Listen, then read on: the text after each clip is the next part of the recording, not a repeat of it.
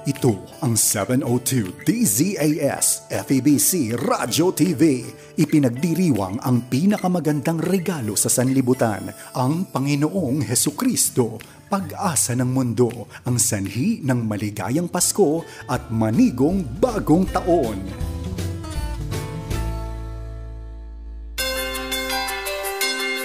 Isang mapayapa at maligayang Pasko mga kaagapay sa ating pong mga tagapanood, mga tagapakinig at mga taga-subaybay. Saan mang panig ng buong daigdig. Talaga naman po kasi ang ating paglilingkod ay sa ating mga kababayan na nasa 222 mga bansa at mga territories all over the world. At ating silang pinaglilingkuran sa kanilang mga receiving and host countries. At siyempre po, inaanyahan namin ng lahat. Halina po kayo, tara na!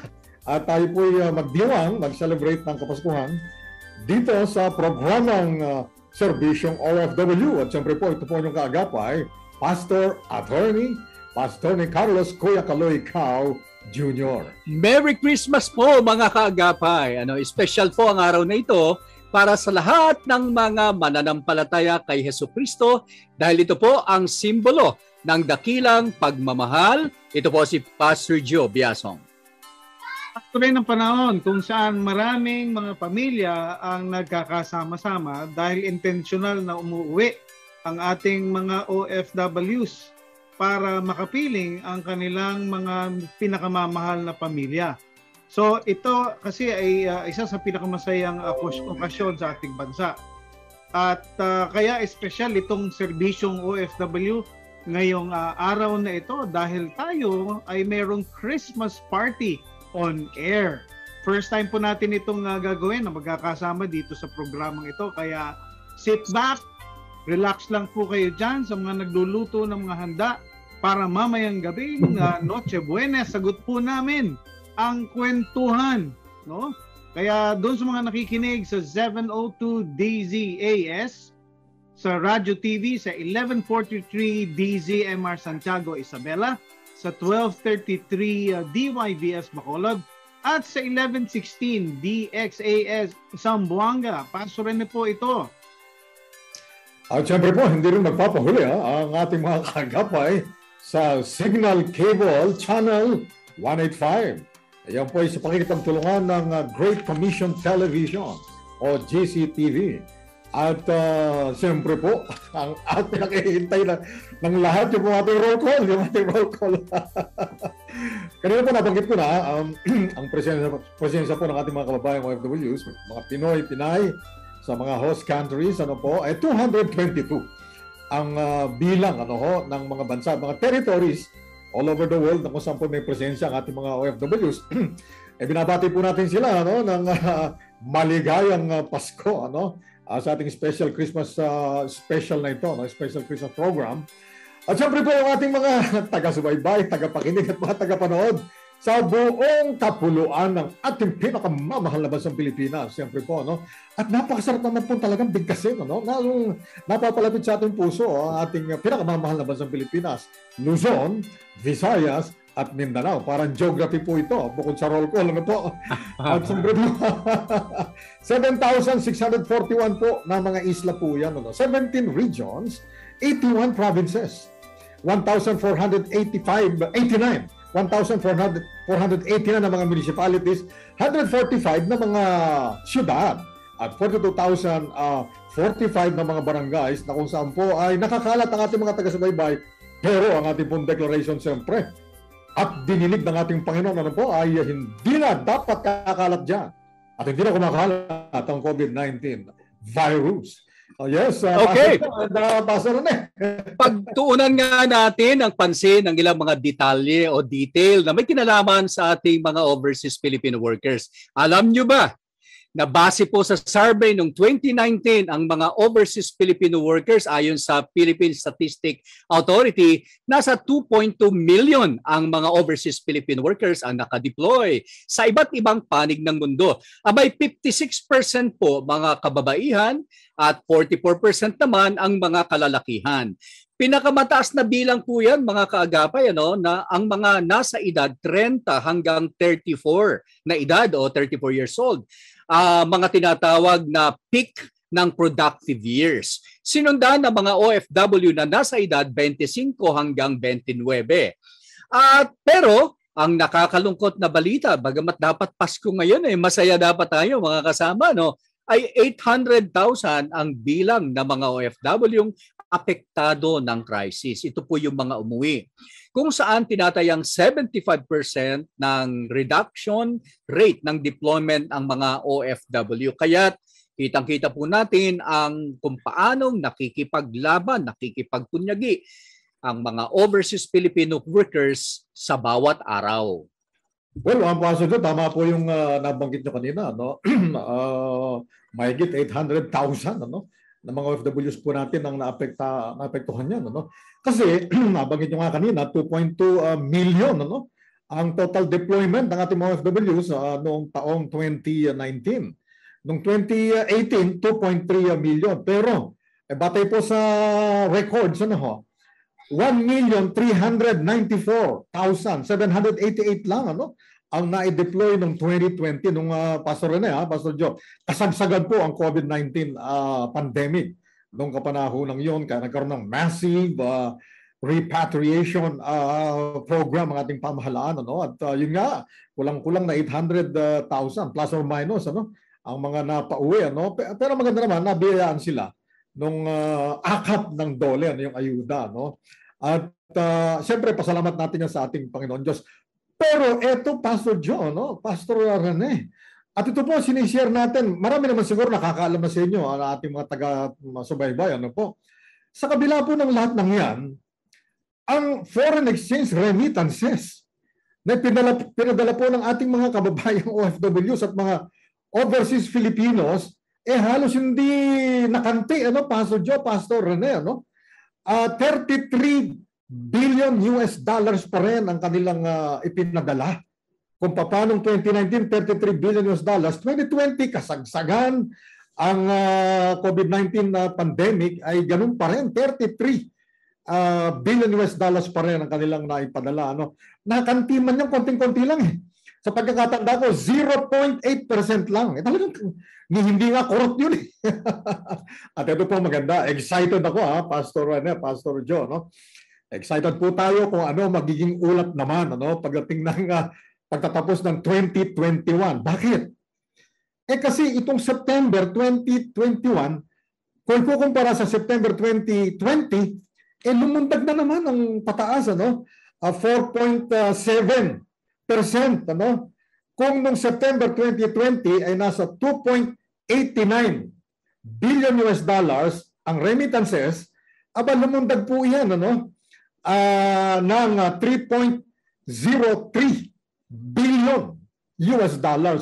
Kaya yung January to September 2021, kung ikukumpara sa January to September 2020, ang paglundag po ay 5.8% mula sa 24.3 billion US dollars January-September 2020 to 25.7 billion US dollars ng January to September 2021. Amazing, amazing. Amen. Amen. Sa ginagawa niya ng ating Diyos na makapangyarihan sa lahat para sa ating mga kababayang OFW, sa ating bansa, at kanilang pamilya, siyempre, sa kabila ng pinagdadaan ng matindi. Yes. At hindi rin matatawaran ang mga kasama, ang assistance ng pamahalaan para sa mga distressed na kababayan. Talagang kayo po ang aming marapat na saluduhan. Ang mga ahensya ng gobyerno ay always willing to be of help. Kahit anong oras, ang mga repatriation ay always present. At the same time, yung tuloy-tuloy na mga programa na hindi talaga mga special program na inilabas dahil sa pandemya. At syempre, salamat din sa mga non-government organization na laan din ang walang patid na tulong sa mga OFW, gaya na lamang ng Global Filipino Movement at ng inyong himpilan na Far Eastern Broadcasting Company Philippines sa pamamagitan ng serbisyong OFW. Alam niyo po mga kaagapay, ang bawat isa po sa amin ay may unique na kaparaanan sa pagtawag sa amin para sa programang ito. Ayan, alam mo mga kasama, no? Talaga namang itong taong 2020 at 2021, marami talaga naman ang nangyari. Hindi natin matatawaran ang iba ay nawalan ng kasama sa buhay, ang anak or magulang. Pero sa ating mga narito, naglilingkod sa ating mga OFW, ano ba ang pwede nating ma-share na parang mga lesson na natutunan natin at mga aral ng buhay itong 2021 na halos dalawang taon. Pwede ba mag-share tayo maikli lang dyan? Mga recap nitong mga nakaraang mga araw sa ating paglilingkod sa ating mga OFW. Ako, isang masabi ko kagad, Pastor Joe, Pastor Rene, at siyempre si Pastor Harold, katuwang team natin sa Servisyong OFW. Ako, ang right away, masasabi ko, pagka po mayroong mga payo, makikinig po tayo.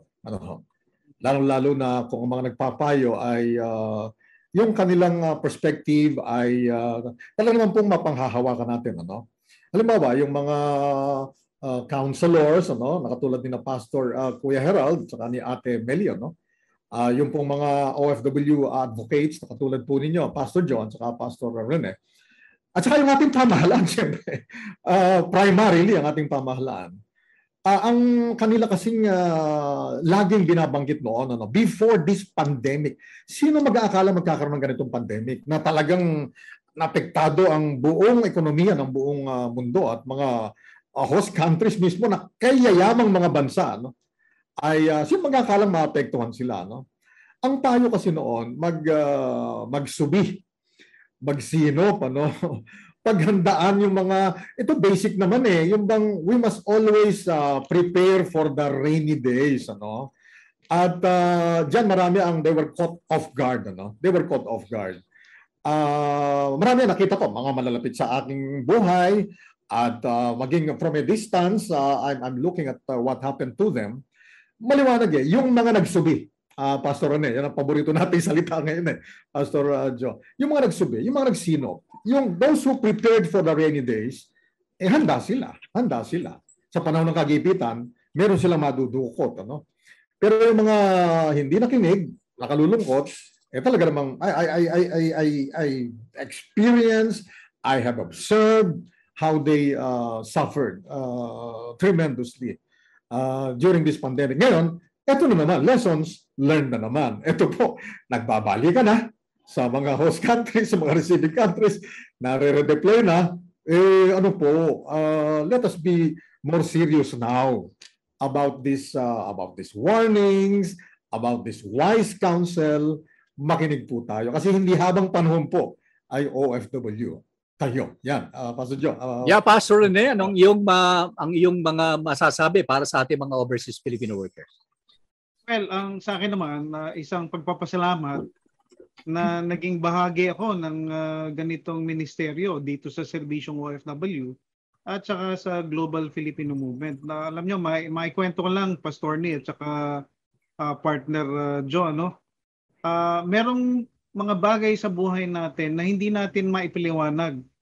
Na kung minsan, kumbaga, nagtatanong tayo, bakit ako naririto?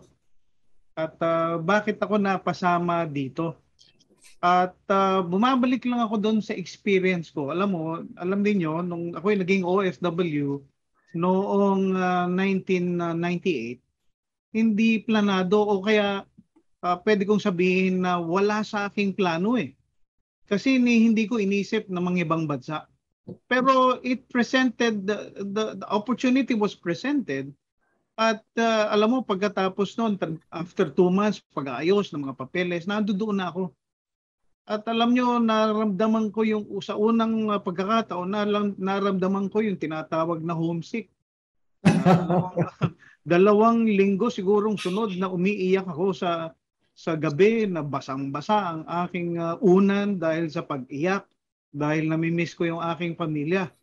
At sabi ko nga, bakit ako naririto? Ano ba ang ginagawa ko dito? Ano ba ang gusto ng Diyos para sa akin?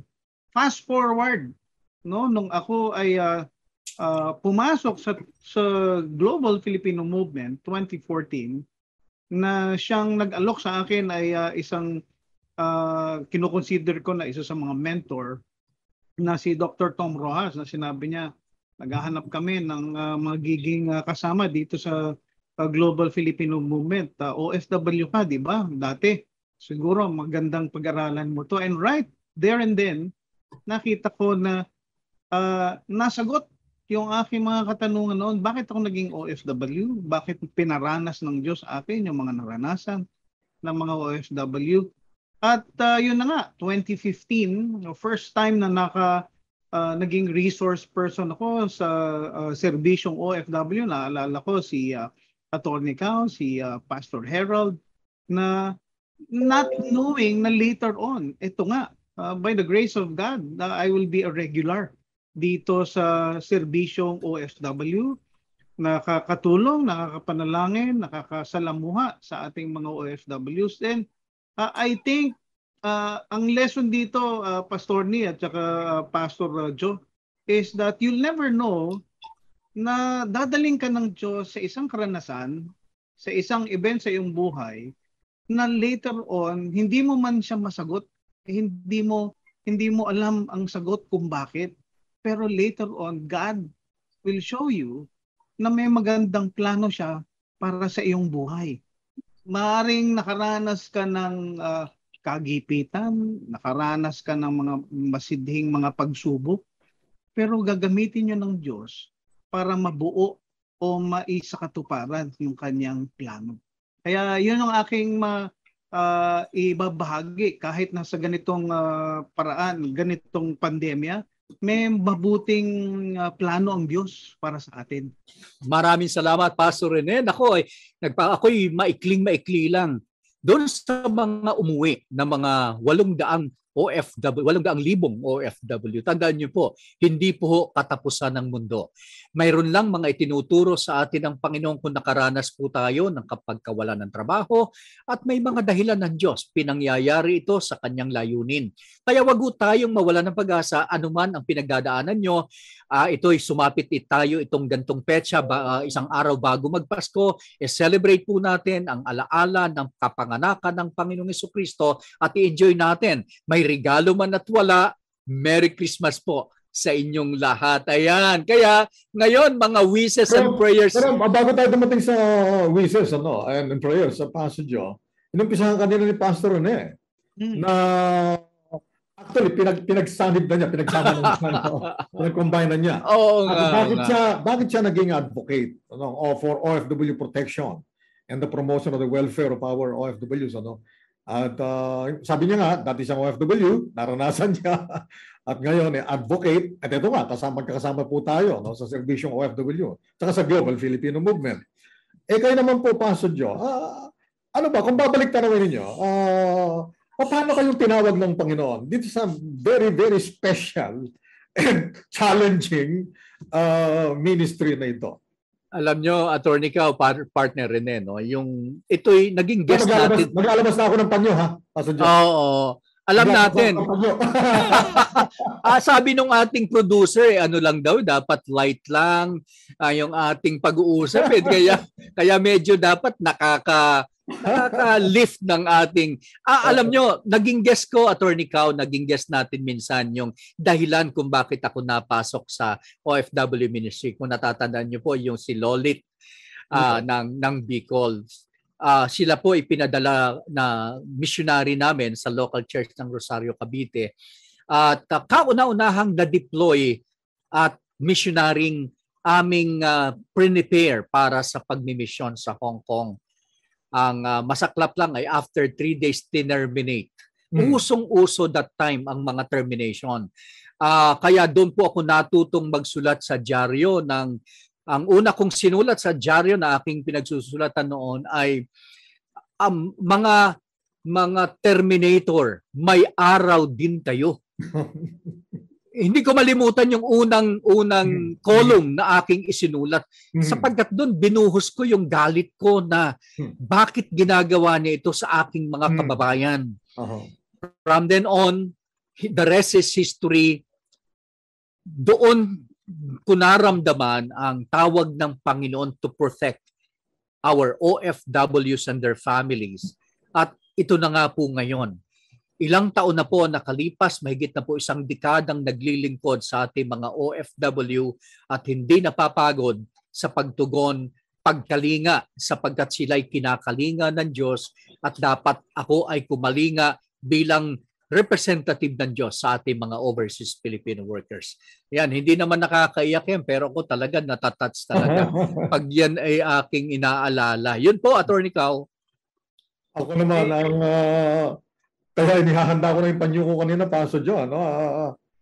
Hindi nyo lang nabanggit hindi nyo lang nabanggit. Pero ito'y daman-dama ko po. Yung yung puso ninyo, daman-dama ng puso ko. Yung espiritu ninyo, daman-dama ng espiritu ko. Kasi isang Holy Spirit po ang kumikilos sa atin. Hindi po ba? Natandaan nyo ba, Pastor Joe, nung tayo'y nagkaroon ng special study team sa panguna ni Pastor Nono Badoy. Katatapos lang ng aking paglilingkod noon sa POEA. Tayo pong tatlo nagkasama-sama doon sa Kota Kinabalu. Kota Kinabalu. Nandun tayo noon bago tayo matulog.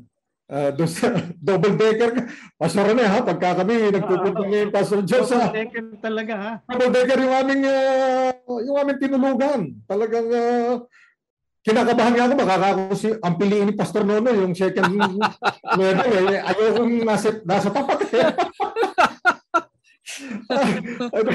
Double deck yung aming higaan. Very, very simple na lugar na aming tinuluyan noon. Courtesy of the churches that sponsored us during that special study na ginawa namin. At nag-share kami ni Pastor Joe at Pastor Joe kako, paano po kayong hinamon ng Panginoon sa ganyang ministry? At kasi nakikita ko walang kapaguran Walang kapaguran. At ang sabi niya sa akin, hindi ko makalimutan yon. Kasi nga po, yung nabanggit niya kanina, si Pastor Lolit, sabi niya ganyan, na yun na biktima. I'm now looking at it in a lighter way. Yun nga, nagpunta sa Hong Kong, household service worker, pero ang talagang layo niya maging missionary. At dito ko maluluha, Pastor Ned. As I speak right now, I am on the verge of tears. Ang sabi ni Pastor Joe at that time, alam niyo, attorney, sabi niya sa akin, nung mangyari po yun na pauwi, nang wala sa oras, 1 linggo nga lang hindi ko po alam ang aking gagawin, sabi niya. Hindi ko po alam ang aking gagawin. Pumunta ako ng POEA, walang nangyari. Halos hindi siya pansinin. Pumunta ng OWA, pumunta ng iba't ibang sangay ng pamahalaan.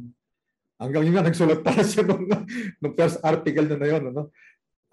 Ang sabi niya sa akin, attorney, yun po ang naging hamon sa akin. Sabi niya, lahat po ng pwede kong matutuhan, lahat ng seminar na pwede kong attendan, lahat ng materials na pwede kong basahin, I immersed myself into these materials so that I could learn as much as I could. And the rest is history. Kumisan nga po ay yung mga nanonood sa atin, sinasabi nila, ang galing naman ni Pastor Joe pagdating sa batas patungkol sa mga OFWs natin. Kasi yan ang naging passion niya. Talagang he immersed himself. Tingnan nyo naman po, ito naluluha na ako ngayon. Tingnan nyo naman po ang ginagawa ng Panginoon ngayon. Yung bang right away, kagyat, may maitutulong, merong masasabi, merong maipapayo, merong maaaring gawin para sa ating mga OFWs. Ako naman po, may share ko dyan ay ganito. Ganun ang Lord kapag tinouch ka, kapag tinawag ka. Bago ako naging POA administrator, di ko makalaing magiging administrator ako Even with the rank of an Undersecretary of Labor.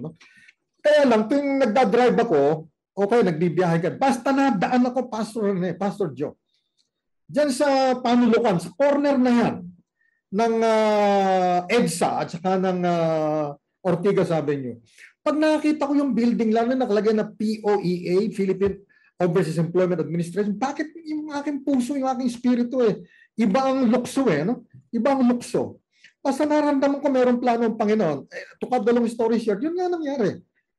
By the miracle of God, 15 daw kaming contenders eh. Ako lang ang galing sa private sector, mga career officials ng DOLE and related government agencies. Bakit ako napili? No? Ako napili. It was a brief stint, no? Pero napaka-fruitful, punong-puno ng kagalakan from the Lord. And of course, the rest is history.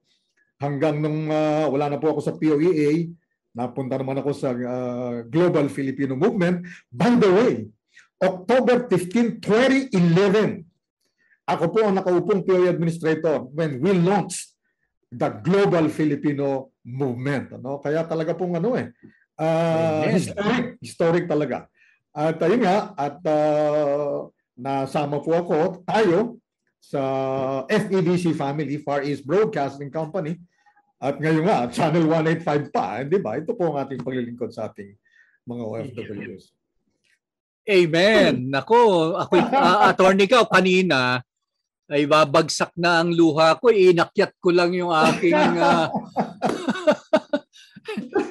baka hindi na ako makapagsalita. Ano ba naman kayo? Bakit takot kayong umiyak? Magiging mababakante ang ating segundo. Magagap magkakagap. Bawal yan eh. Pwede ba tayong mag-sharing? Sige po. Ngayon, pwede itanong naman natin sa isa't isa. Ano ang masasabi po ninyo na most, thus far, ano ang pinaka-most fulfilling na naging paglilingkod ninyo natin sa ating mga OFWs? Thus far. Kasi ang sabi naman nung nabasa ko sa Bible yun, lagi kapag patapos na ang taon this is how the Lord has helped us thus far. So siguro ang tanong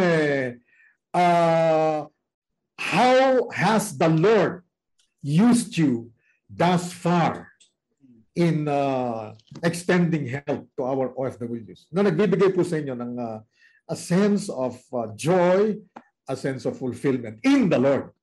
Only in the Lord, of course. Sige po. Sino ba mauna? Kayo na mabala kung sino mauna. Okay. Mauna na po ako. Siguro in the context ng pagiging involved sa OFW advocacy at dahil nga na-involve ako with Global Filipino Movement, alam niyo po, nung pumasok ako, ang challenge sa akin ay pinapili ako. Sabi, saan mo gustong maging involved? And nung nakita ko yung training saka sa mobilization, since I believe yung isa sa mga gifting ko ay sa training, sa mga pagsisimula, sa pagpa-pioneer, doon ako excited yung hindi pa nagagawa. And pinili ko po yun, yung sagawa ng mga training. At that time, may mga naiwan na mga training si Pastor Nono noon. And I looked at it and studied it. At even ginamit sa simula, At and later on, I realized there must be, isang training na tailor fit para ma-mobilize ang body of Christ para magkaroon ng OFW ministry. At that time, mga 2014, 2015, wala akong mahanap na materyales na uugma. Merong mga materyales. Pero, we had to tailor fit something according doon sa ating mission and vision ng Global Filipino Movement. Kaya nagsimula ako doon. And ang masasabi kong contribution ko, Pastor Joe, is that nagsimula tayo ng mga training na kung saan yan yung pinagbasihan ng ating mga ginagamit na ngayon, yung Ministry 101, which is how to start an OFW ministry, paano magkaroon ng mga support groups, yung pong tinatawag natin na training na BBKD, Batas, Benepisyo, Karapatan at Depensa, magkasama naming binuo ni Miss June Inabayan, na kung saan credit to her na marami akong natutunan sa kanya kasi napakalawak na ng kanya experience bilang isang OFW advocate. At yung mga sinusunod natin ngayon ng mga patakaran, magmula sa training, pagkaroon ng mga memorandum of agreement sa ating mga churches, partner churches, yung pakikipag-ugnayan sa ating mga I think those are the things na palagay ko nakapag-contribute ako. And seemingly nung ito ay nagkaroon ako ng pagkakataon to share the advocacy through radio. Nung una, resource person lang ako, Pastor Lee. Naalala nyo noon, bat in lang ako sa inyong mga kwentuhan ni Pastor Herald. Na hindi ko naman akalain na ako'y magiging regular dito sa Sambasyong OFW. It's a fulfillment na makasama kayo, mga kapatid ko sa Panginoon, mga kamanggagawa, na buong-buo ang puso sa paglilingkod para sa ating mga OFWs at kanilang pamilya. And it is such, let me just say, isa pong pribilehiyo, ito sa humbling experience to be with you men of God na naglilingkod sa Panginoon para sa mga OFWs. Yan po ang aking maibabahagi sa inyo.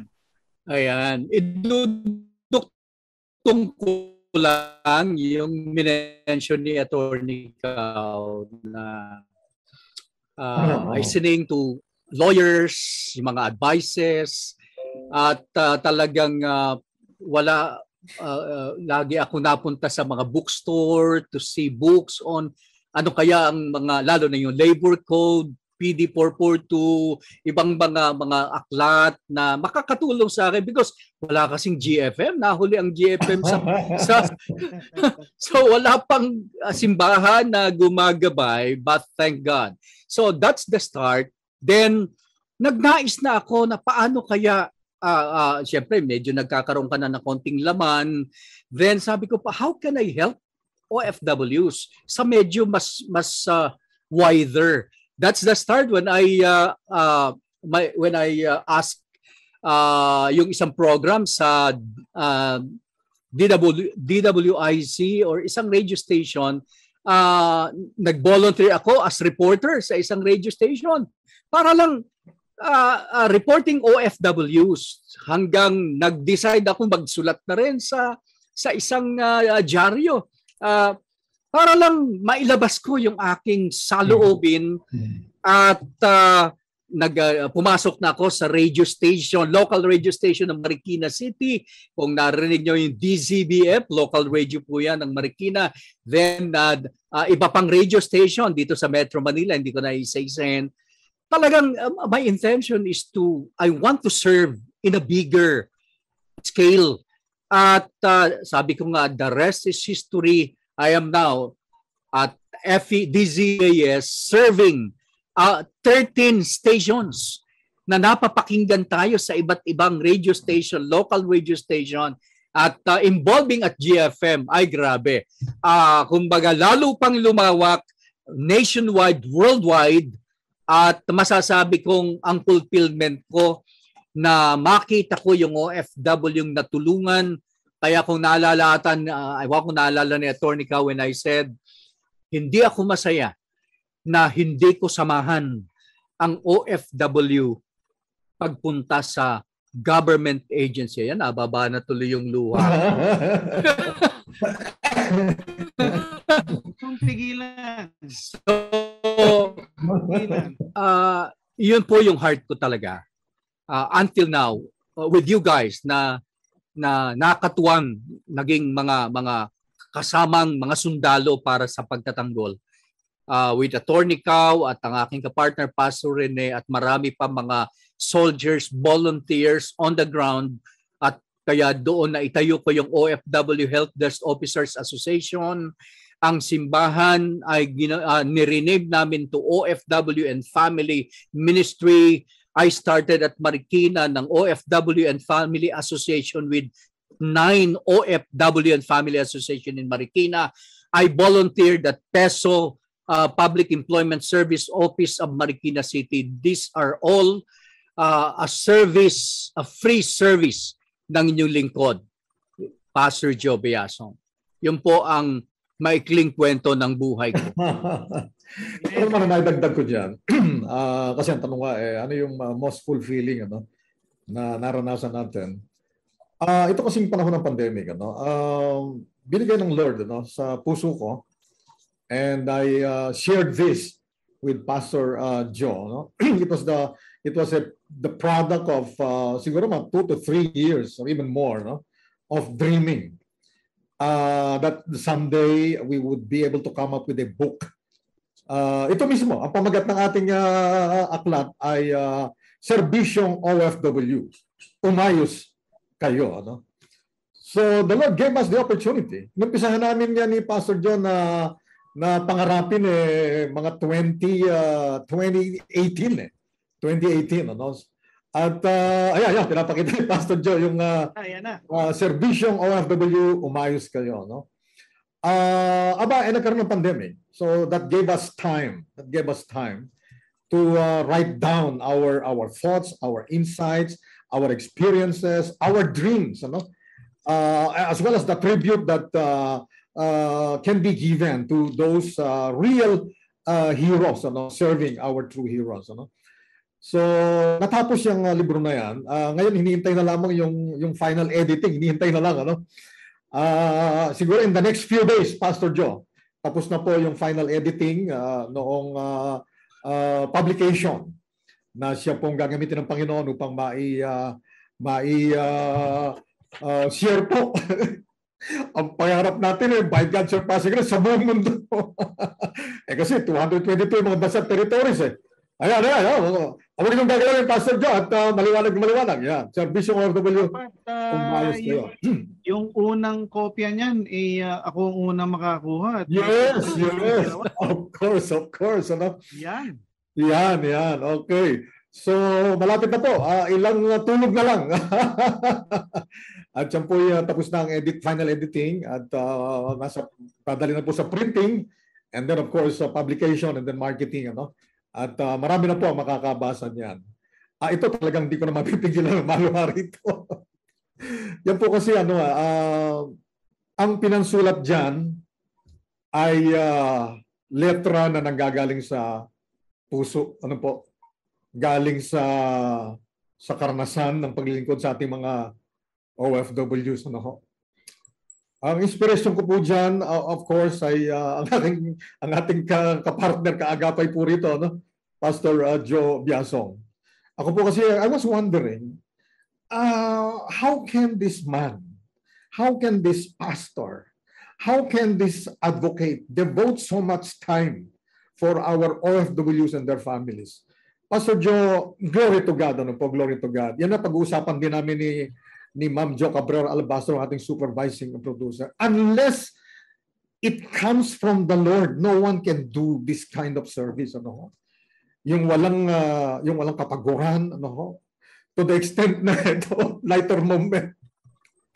Tumawag si Sister Ma'am Banji, ano, yung wife ni Pastor Joe, ano, kay ate nining niya sa aking wife, ano, at sinusumbong si Pastor Joe.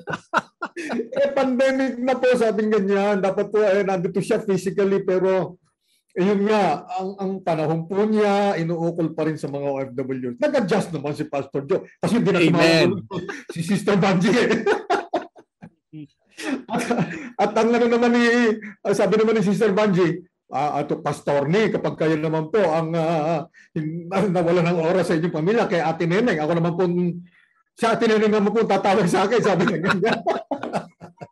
Yun nga, this book has been written with from our hearts, ano? Hindi lang sa panulat, hindi lang sa encoding, hindi lang sa mga oras na ginugol, ano, sa actual na pagsusulat. Yan po ay panahon na galing kay Lord na yung iisang espiritu, di ba Pastor? Isang spirit tayo from our Lord God Almighty, ano? At yun nga po nasulat yung libro na yan. Akala ko kasi I was unceremoniously booted out, ano? Let's put it that way. I have no rancor, I have no revenge, ano, wala nang pain, ano. I was unceremoniously booted out, ano. Hindi ko malaman kung ano naging sanhi. Inalaw ni Lord, talagang ganun wala namang scandal, wala namang corruption issue. Kabibigay lang sa akin ng Pastor Joe, Pastor Rene, ng Volunteers Against Crime and Corruption. Kabibigay lang sa akin ng award as an outstanding government official in the fight against crime and corruption, in fighting against illegal recruitment and human trafficking. Binigyan ako ng award ng VACC, Volunteers Against Crime and Corruption. Nagbigay ng award ng Ramon Tulfo program, nagbigay ng award yung Citizens Against Crime, ng award. Sunod-sunod po yan, Pero sabi nga, walang rancor, walang vengefulness. Ang tanong ko lang kay Lord, I enjoyed so much. You have given me tremendous measure of joy in serving our OFWs. Tapos na po ba? Sabi ko kay Lord. Yung pala, yung October 15, 2011, na launching ng Global Filipino Movement, yung pala ang susunod na chapter. So from then on, nga po, naging pro bono, lawyer ako ng GFM at napakarami pong ating natulungan. Minsan tinatanong ko si Lord kako, hindi po ako sumisingil ng attorney's fees, kakong ganyan. Lord, paano po yan? Ibinigay sa akin ng Lord during that period. Hindi ko dating alam yun Yung Proverbs chapter 19 verse 17. Ang sabi ni Lord, covenant promise of the Lord. Ang sabi ng Panginoon, Proverbs 19, chapter 19 verse 17. When you are kind to the poor, when you help the oppressed, you are lending to the Lord and He will reward you for what you have done. Ito po talagang nahiyak na ako rito. Nakita ko po yan. Kasi kung minsan may nag-aalok po na pag nanalo na, malaki-laki rin naman halaga ang nakukuhang money claims. Ang sabi, attorney, magbibigay po kami ng attorney's fees ninyo. Pababasa ko ngayon yan doon sa aking office. O kung wala kami sa office, pababasa ko doon sa Bible ko sa cellphone. Basahin mo ka ako. O babasahin. When you help the oppressed, you are lending to the Lord and He will reward you for what you have done. Kako, sino nagbabayad ng attorney's fees ko? Si Lord po. Ngayon, nag-aalok kayo na magbabayad ng attorney's fees. Sino mas malaking magbabayad ng attorney's fees ko? Kayo o si Lord? Si Lord po. O huwag ka na magbayad. Kako, ayam na si Lord.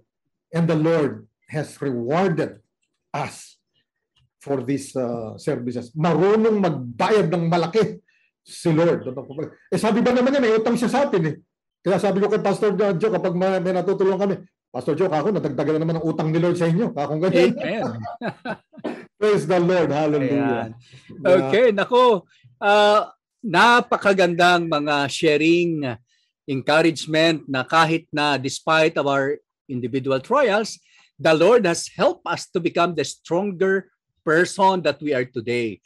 At nagpapatuloy tayo sa paglilingkod sa pamamagitan ng ating mga field of expertise. Talaga namang may kanya-kanya, hindi kami pare-pareho May iba-ibang mga kagalingan ng bawat isa. Kagapay, with that, iniiwan na namin sa inyo ang ating Christmas theme song at Bible passage na mababasa sa Isaiah 9:6. Ang sabi po rito, for unto us a child is born, unto us a son is given, and the government shall be upon his shoulder, and his name shall be called Wonderful Counselor, the Mighty God, the Everlasting Father, the Prince of Peace. Isaiah 9:6. Nako mga kababayan at kaagapay, ay talagang napakaikli po ng ating oras. Kailangan na nating magtapos. It has been a pleasure serving our kababayan sa pamamagitan po ng serbisyong OFW.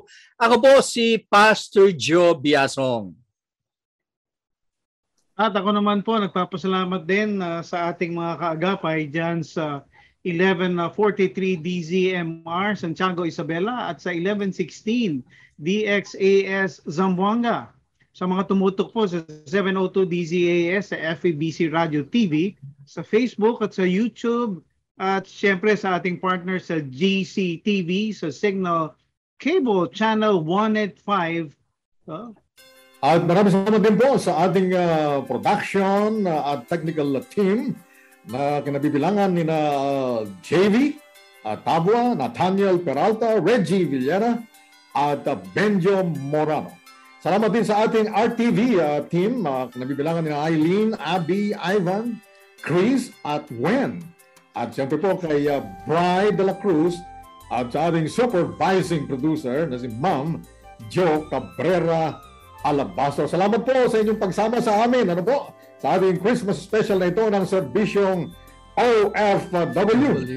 Ay, siyempre po, ito po ang inyong mga kaagapay na nagsasabing pagpalain ng Panginoon Diyos ang ating mga OFWs, 10 o kasama ang kanilang, samahan niyo po ako rito, samahan niyo ako rito. Kasama ang kanilang pinakamamahal na buong pamilya at sambayanan. Merry Christmas po! Merry Christmas! Sa lahat.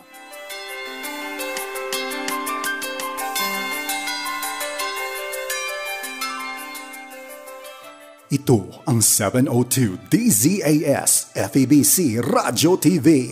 Ipinagdiriwang ang pinakamagandang regalo sa sanlibutan, ang Panginoong Hesukristo, pag-asa ng mundo, ang sanhi ng maligayang Pasko at manigong bagong taon. Pasko na naman. Ito ang panahon ng pagbibigayan at pagmamahalan. Panahon ng nakasanayan nating masarap na salo-salo at kasiyahan. Bukod sa mga to, ano ba ang tunay na diwa ng Pasko? Alalahanin mo.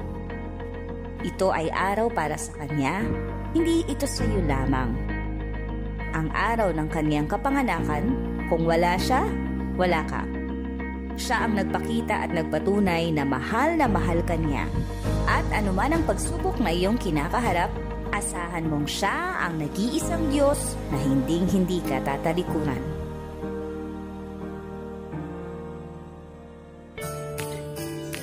Ito ang 702 DZAS FEBC Radyo TV.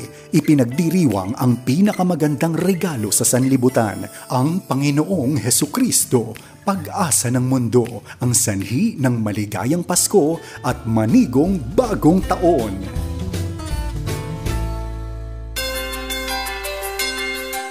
Merry Christmas, kaagapay! Welcome po sa part 2 ng serbisyong OFW Christmas Specials. Kasama niyo po kami, Pastor Harold Cruz at Melissa Cruz. Good morning and Merry Christmas sa ating mga kaagapay na nanonood via Signal Cable Channel 185 sa pakikipagtulungan ng GCTV at sa ating FEBC sister stations na nagsasahimpapawid ng ating specials today. Well, ika nga natin, no? Ano man ang time zone sa inyong lugar, Merry Christmas, maligayang Pasko sa Pilipinas, ang ating pinakamahabang Christmas celebration. We all know that September pa lang ay hudyat na ng Christmas songs sa halos lahat ng establishments at ang Christmas decorations ay tumatagal hanggang January. Parang tayo ay naglagay ng decorations ng maaga. Oh, actually, I work with a lot of yung expats, and they say na crazy nga daw ang Christmas season ng Pilipinas. So a lot of them, pag September 1, even when they leave the Philippines, they actually message me na, oh, have you set up your Christmas tree already? And then they always laugh when I say, well, the department stores already have the decorations up. Anyway, sa mga kaagapay nating nasa ibang lugar, ano ang mga pinaka-nami-miss nyo sa nakainin ng ating loved ones? Ngayon, yung Christmas food kasi normal sa atin. Ako, I always look forward to yung puto bongbong and bibingka, chocolate, biko. And well, let's not forget the star of the occasion, no, yung lechon. And sa Noche Buena, I don't know, yung mom ko, I don't know, meron siyang butter dati na binibili lang during Christmas, and I don't know if it's because red rin yung kanya. So parang super special yung butter na yun. Tapos, syempre, red rin yung queso de bola, di ba? So makikita natin ngayon sa lahat ng mga supermarkets na yun yung makikita natin. Alam mo, Mili, napansin ko rin, mga Pilipino, maraming Filipino ang di siguro kaya ng lechon ngayon, pero siguro they will attempt na kahit yung lechong manok, okay na yan. That's true. O mga dilata na makikita mo, they will do their best. Yung mga tao na very simple, payak sa buhay, pero they will always do their best para magkaroon ng celebration. Kasi more than anything else, ito ay yung pagkasama-sama ng pamilya so that they will enjoy the fellowship of each other. Yes, pero sa ibang bansa, iba rin ang kanilang mga Christmas tradition. So silipin natin ang ilan. So sa United Kingdom, si Queen Elizabeth gives her annual broadcast speech on Christmas Day. I've actually watched it one time. At ito ay inaabangan ng mga citizens talaga. Si Queen Elizabeth shares what the holiday means to her and the family. And also, December 26 is the national holiday sa UK, and they consider it the Boxing Day. So ibang-iba talaga sa ibang parts ng mundo. At ang kanilang Christmas specialty ay ang Christmas pudding na tinatawag. Masarap ang pudding. May mga tao na magaling gumawa talaga ng pudding.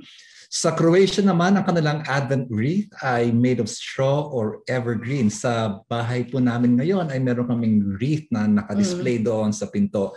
Meron itong 4-colored candles symbolizing hope, peace, joy, and love. So doon pala nagsimula kasi doon sineselebrate. Kasi kahit tayo mismo, we also do this. So maganda pong malaman na there are many ways of celebrating, and maybe we can learn yung ano ba yung essence nito, and we can also maybe practice at subukan na baka maging relevant to sa inyong pamilya. Exactly. And ang ilan naman sa Australia ay nagse-celebrate ng Christmas lunchtime barbecue sa beach. Uy, gusto ko rin to. And you know why, right? Kasi ang Christmas, ang December sa Australia is like their summer. And friends, oo nga pala. Diba? Sorry, nalimutan ko.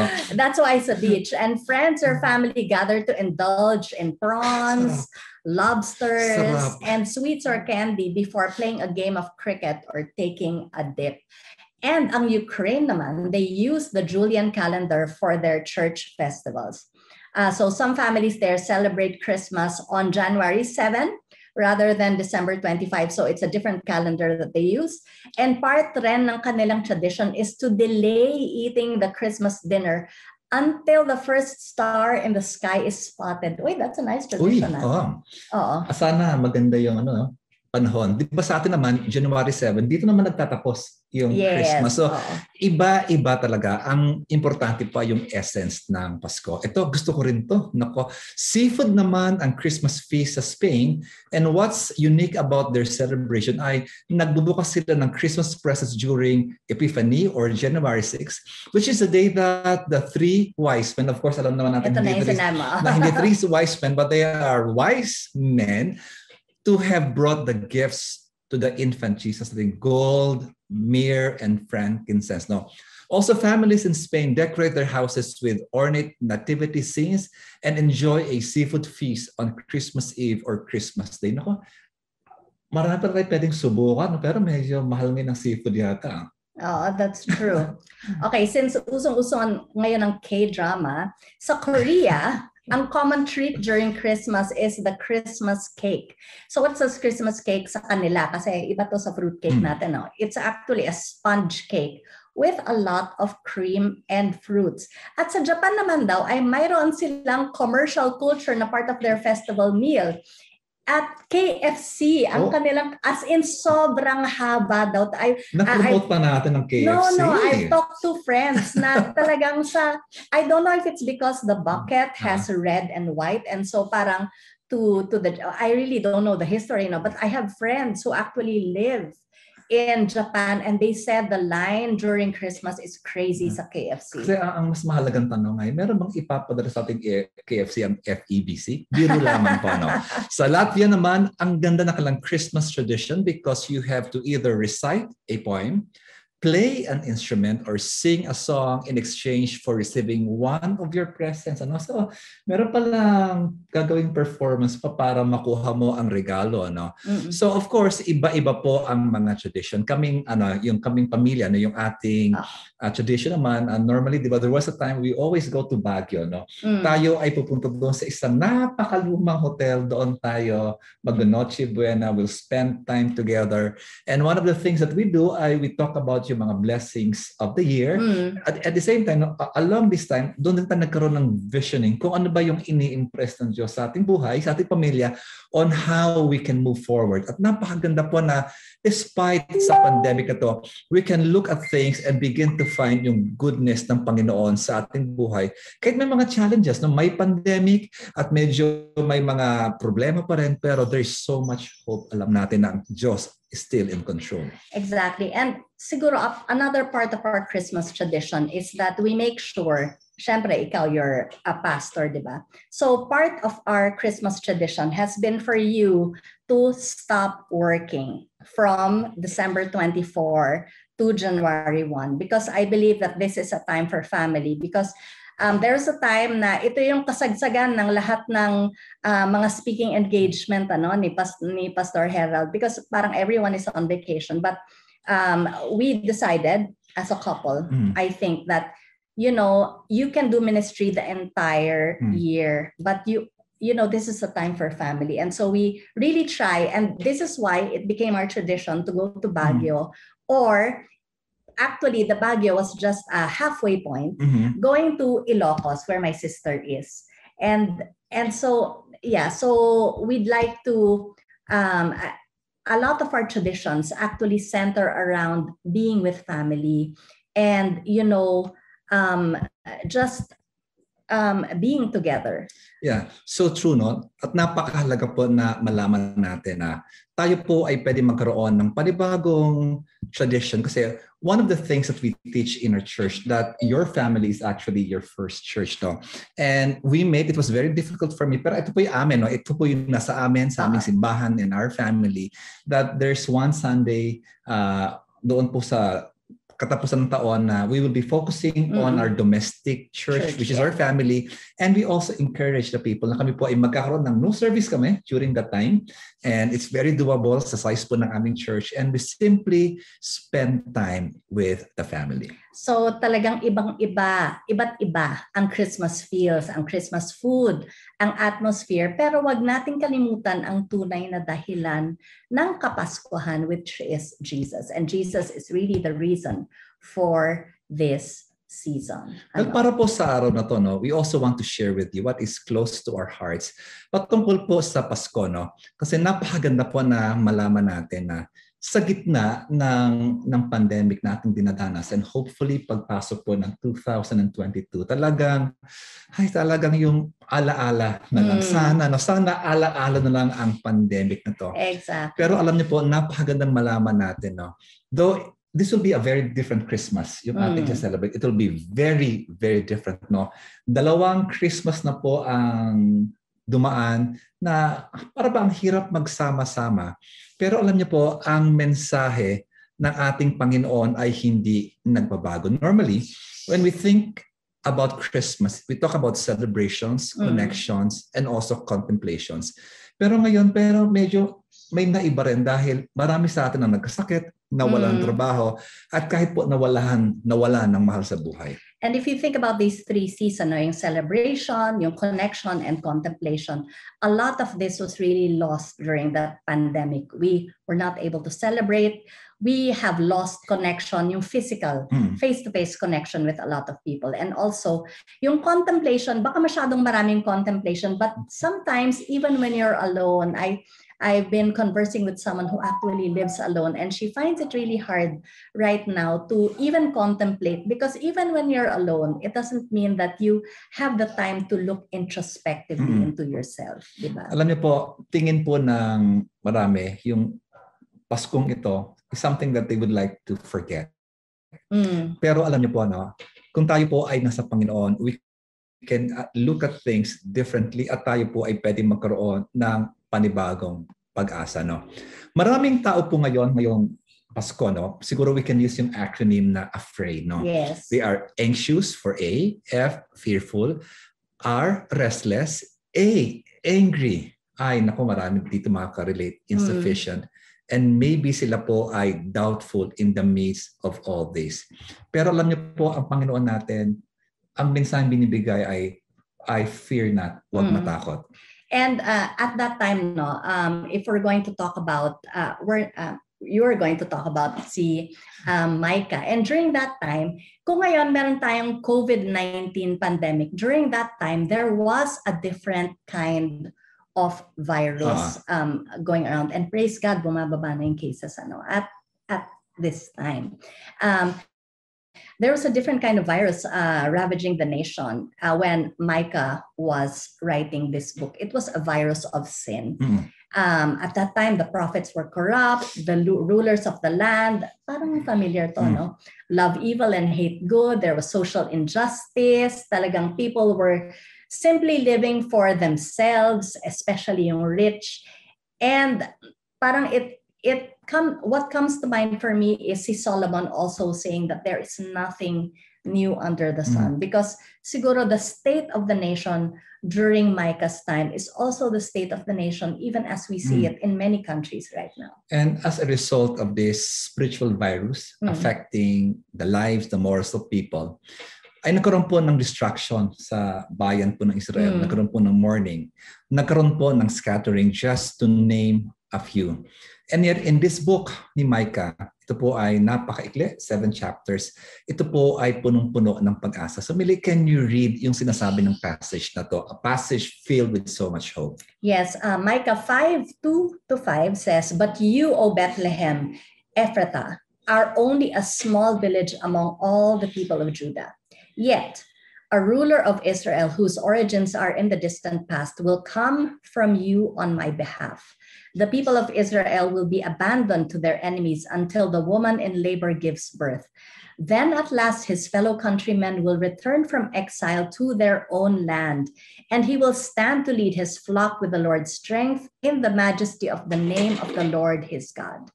Then his people will live there undisturbed, for he will be highly honored around the world, and he will be the source of peace." Okay. Siguro yung sa pagtatapos po namin ng ating maikling mensahe, no? Siguro magandang paalala po sa ating lahat. Based on this passage, God can use the weakest link and make it the strongest. Para bang yung Bethlehem, para bang insignificant. Pero itong ginamit ng Panginoon para ito ay magkaroon ng matinding pagpapala sa history ng tao. Amen. And sabi nga nila na God can use the weakest link to make it the strongest. And we see this all the time in our lives, that God can use everything to make us stronger. Okay, pangalawa, God has a plan and we have to trust His process. No, hindi po maganda ang pandemic na to, yung COVID-19, ito po ay sumira ng maraming buhay. Pero may ginagawa ang Diyos sa ating buhay. If you feel kayo po ay na-abandon ng Panginoon, don't worry. Hindi po tayo iniwan ng Panginoon. And Millie, finally, and God will always prevail. Sabi po sa Micah, and He will stand to lead His flock with the Lord's strength. And right now, we're just calling on everyone to just stand on the Lord's strength during this time so that we have real peace. So tayo po ay magtiwala lamang sa Panginoon upang tayo ay tumibay, tayo po ay lumakas sa Kanyang presensya. Di ba? Amen. And actually, we still have a few more minutes to talk about some of the things, especially dun sa sinabi sa Micah, no? Yeah. So dapat malaman po natin na ang salita po ng Panginoon, ito po ay nagbibigay ng pag-asa, ito po ay tumutulong sa ating lahat. Yes. And actually, how can we have the best Christmas? Ano ba? What is the best Christmas that you have ever had? Alam mo, it's always being with family. Ito yung pinaka-close sa akin, to be with family, and at the same time, to be able to see na there's a recognition of God's protection at paghawak sa ating lahat. Exactly. And ako, I don't know about you, pero there's something about being 6 years old na I remember na being 6 years old and being so excited to wake up on Christmas Day and to just know na there are gifts under the Christmas tree. And during that time, talagang nagpa-prepare yung nanay ko ng stockings, tapos linalagyan niya ng small gifts yung stockings, yeah. Diba? Siguro magandang alalahanin po yung mga nakalipas nating Christmas. Pero you know what? We can make the choice to make this Christmas to be the best Christmas ever. Dahil po ang kasama natin ang Diyos sa ating buhay. Amen. Alam mo, Millie, no, trying to remember yung mga family traditions namin kasi ako ay laking simbahan. No? Yung tatay ko ay pastor, yung nanay ko ay pastor, yung bahay namin ay nasa simbahan. Ang pinaka-exciting sa amin, no, Kasi yung church namin tuwing Christmas, meron kaming Christmas cantata. Kahit ako ay takot na mag-perform. Since ako ay anak ng pastor, required ako mag-perform. No? So ako ay part ng performance. Pero hindi ako talaga excited sa performance. Pero after nun kasi yung church namin, may mga regalo na ibinibigay sa lahat ng mga bata. And as a result, no, para bang I always look forward pag ito ay naibigay sa amin. And also I remember kasi yung family namin, we were very poor. Kami ay mahirap na mahirap. May tumutulong someone from the US sa aking pag-aaral. And I remember, no, one time, yung nasa heart ko talaga, I really want to have a bike. Yung mga kaibigan ko may bisikleta. Ako, walang bisikleta. One morning, Christmas morning, pagising ko, may isang bisikleta na ito ay nasa simbahan namin at ito daw ay para sa akin. Alam niyo po mga magulang, mga kapatid, no, hindi ako marunong mag-bike. I was 5 years old pero I've been using that bike the whole day. At the end of the day, I was biking and I was so grateful. Until now po ay talagang enjoy akong magbisikleta dahil ito po yung napaka-meaningful sa akin. Isa pa mili, no, pinaka-na-enjoy ko rin while growing up to trying to remember yung Kapaskuhan ay yung pupunta sa mga ninong at mga church members namin para mamasko. Baka lahat sila ninong po. Hindi naman, no. So talagang, no, this is the only time na talagang umiikot kami para kami ay, siyempre, mahirap yung buhay. This is the only time na we can get things from, mga gifts from the people. And at the same time, I remember there was a very simple business, para bang family with a business doon sa May Quiapo. Na tuwing Christmas, pinapapunta yung pamilya namin para kami ay kubuhan ng anong gusto namin doon sa kanilang maliit na department store. So these are the things that I remember. Pero sa pamilya talaga natin, no, ang nagustuhan ko is when we go out. Ikaw, Mili, kayo, ano mga ginagawa niyo? Kami, siguro, yung Christmas traditions ko can be divided into when I was a kid until when we were married and then finally when we had kids ourselves. So when I was a child, yung Christmas tradition talaga namin was deeply ingrained in us na for a while, yung Noche Buena, hindi siya masyadong star of our show because we had to sleep early kasi we actually opened our presents in Christmas morning. So when I was a child, I would always look forward to it. And dahil ako ay bunso, I usually had the biggest present under the tree. Pero siguro I'm not sure if it was the cheapest kasi pwede namang malaking doll lang siya, 'di ba? Or something. And so what happened was merong tradition yung mom ko na yung Christmas stockings. And so every morning, sometimes mas importante pa kung ano yung nasa loob ng Christmas stockings kasi pwedeng pera yun na sometimes the smaller things are the more precious ones. And then later on in my life, nung naging mga teenagers na kami, so nung una, yung parang my eyes were really on the gift. And then later on, while I got older, and yung sisters ko, they all had yung different things that they had to do, naging Noche Buena na. I don't exactly know when that happened, but I remember that at midnight we would have biko, and then we started opening presents at night. And so parang medyo nag-evolve rin ng konti yung aming Christmas traditions. And then finally, when we got married, we tried to marry all of our different traditions. And yung ang naging tradition namin is to still have yung Noche Buena. And then at a certain point before the pandemic, we all had Noche Buena with different families na parang I belong to a huge family, the Roa clan on my mother's side. And so tuwing Christmas, we would spend it either in someone's house. It used to be always in our house and then parang umikot na siya. And lahat kami, we would bring all of our specialties. So merong nagluluto ng paella, merong nagdadala ng lechon, yung mga hindi masyadong marunong magluto. They would buy from their favorite places. There was a time na because one of my cousins is married to a flight attendant and she came from a trip in Spain. So nagdala talaga siya ng isang buong leg, as in leg, of ham, as in leg, yung meron pang hoof ng pork, yung ham. And so everyone was enjoying that. All of us love cheese, so that's also part of it. And yung sa kids namin, we would do the family trip after the Noche Buena. So we would usually leave on the 25th. And then after that, so sa family natin, we started this tradition when we both agreed that you would not have any speaking engagements between the 25th to January 1. Actually, 23rd nga. 23rd na ba? Hanggang January 2 na talagang. January. Yes.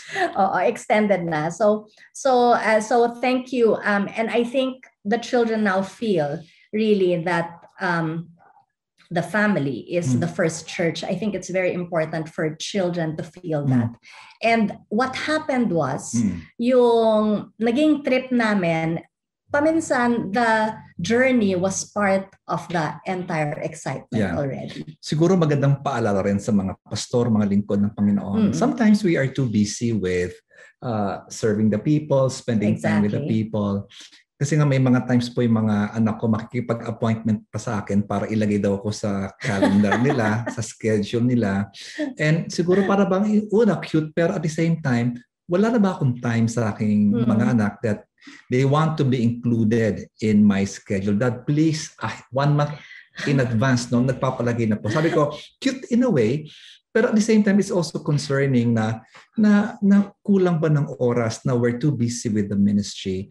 And minsan po, kilala natin yung mga tao, o we have so much time to mentor the people of the church, pero our own children, baka kulang po sila ng panahon. Oh, that's so true.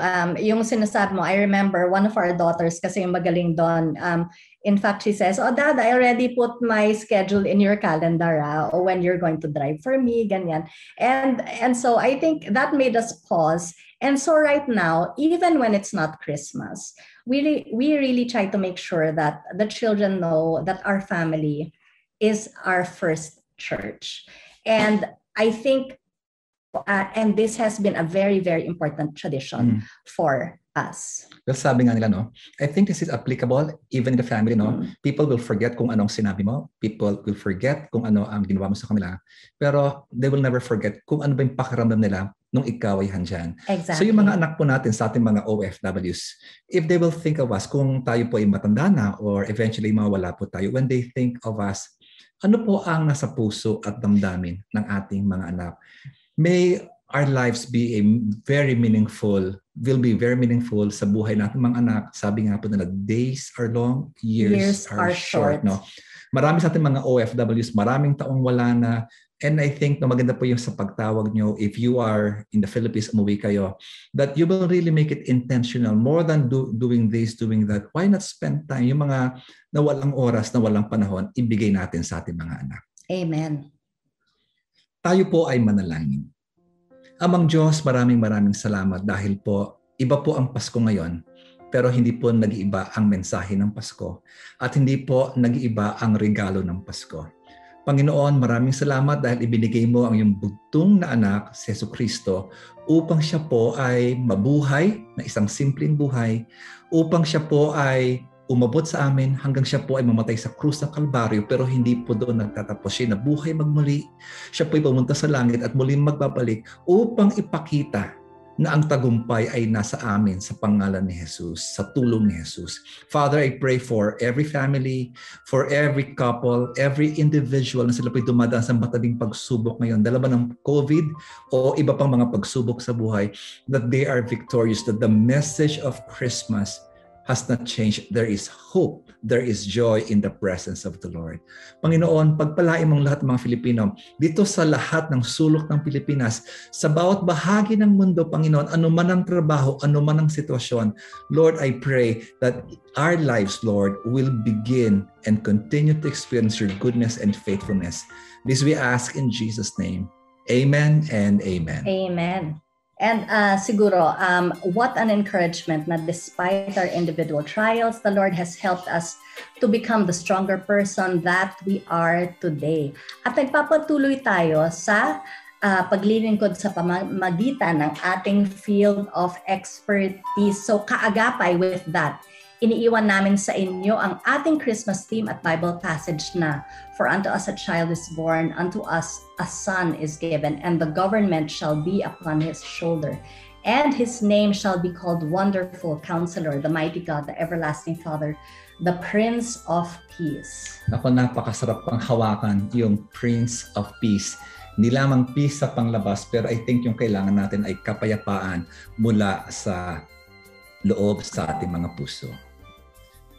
Well, it has been our pleasure serving our kaagapay sa pamamagitan ng serbisyong OFW. Ako po si Pastor Harold Cruz. At Melissa Cruz. At sa mga tumututok sa 702 DZS FEBC Radio TV, sa mga himpilan ng FEBC sa Facebook at sa YouTube at sa ating partner sa GCTV, sa Signal Cable Channel 185. Salamat kay Brian De La Cruz sa kanyang pag-aagapay sa amin.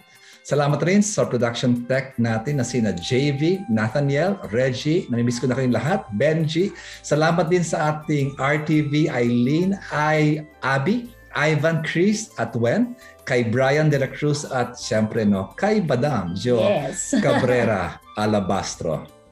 Nagsasabing pagpalain ng Diyos ang mga OFW, 10 ng kanilang pinakamamahal na pamilya at sambahayan. Well, Millie, 1, 2, 3. Merry Christmas. God bless. God bless. Ito ang 702 DZAS FEBC Radio TV.